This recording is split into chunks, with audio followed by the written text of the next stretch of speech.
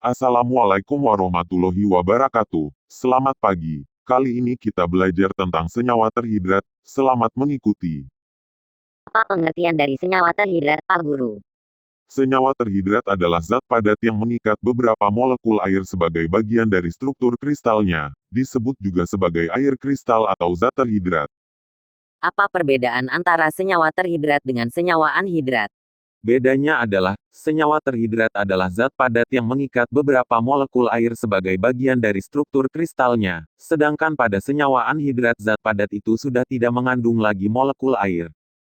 Contohnya lihat layar Anda. Pada layar terlihat CuSO4 anhidrat, kristalnya berwarna putih, sedangkan CuSO4 terhidrat, kristalnya berwarna biru.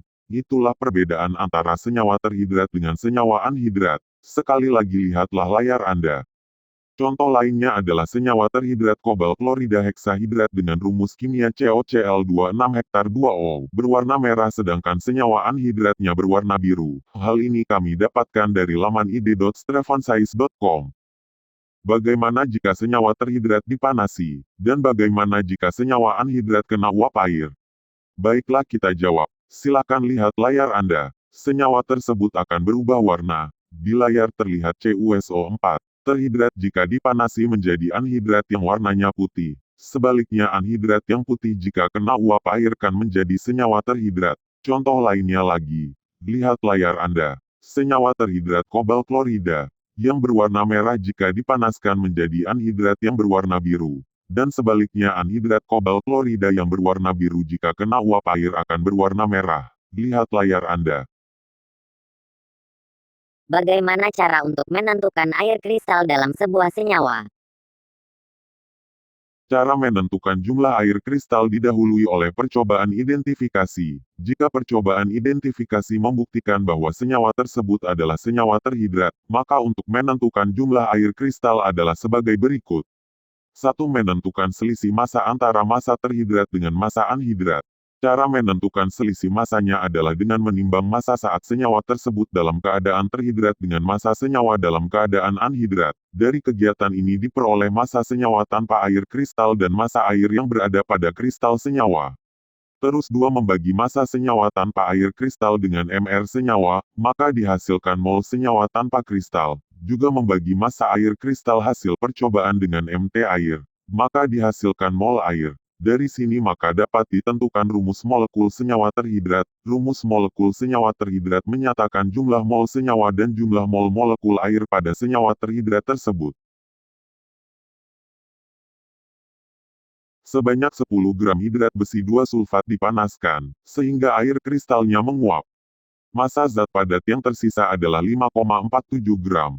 Tentukan rumus hidrat itu. Diketahui air atom H sama dengan 1 terus air atom O sama dengan 16 terus air atom S sama dengan 32 dan air atom Fe sama dengan 56. Baiklah kita bahas soal tersebut. Misal jumlah air kristal adalah X maka, rumus hidrat adalah FeSO4X-H2O. Pada saat pemanasan, air kristal menguap sehingga tinggal zat padatnya yaitu FeSO4. Jadi, massa FeSO4 adalah 5,47 gram. Maka massa H2O dapat dicari seperti berikut 10 5,47 sama dengan 4,53 gram. Senyawa terhidrat di atas dapat ditulis dengan persamaan berikut.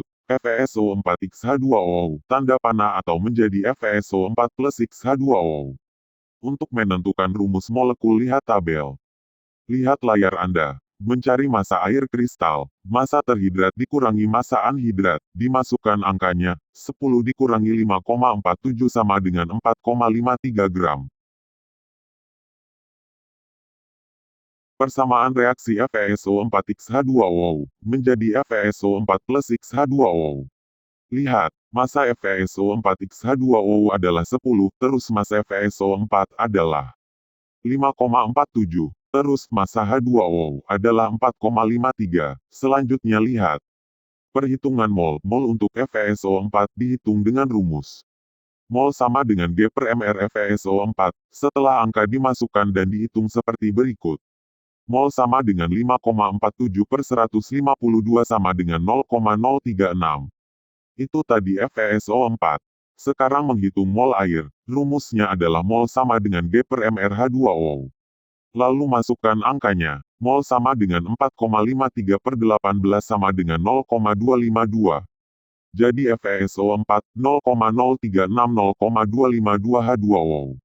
Disederhanakan menjadi FeSO417H2O. Selanjutnya rumus molekul senyawa terhidrat cukup ditulis FeSO47H2O. Demikian jawaban kami.